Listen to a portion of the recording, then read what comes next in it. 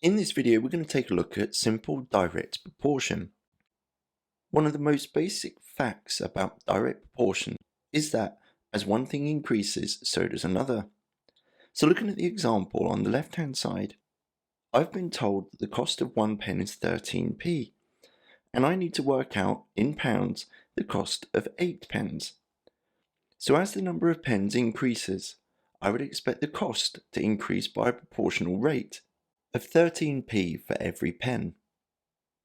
So the first thing I'm going to do in this question is label the cost as being C and the number of pens as being P. The fact that I know that 1 pen will cost 13p, I can multiply 1 by 13 to give me the new cost. So knowing the number of pens, I can times it by 13 and it will give me the cost.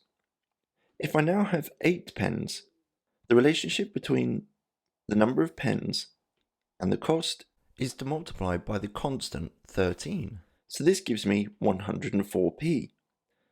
Remembering that my answer needs to be given in pounds, the answer will be £1 and 4 pence. Pause the video here and have a go at the question on the right hand side. When you're ready for the answer, press play.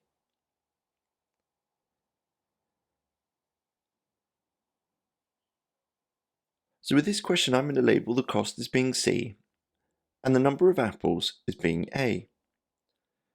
I know that 1 apple will cost 29p.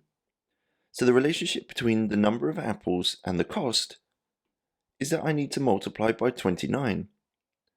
So if I know how many apples there are, multiply this by 29 and it will give me C.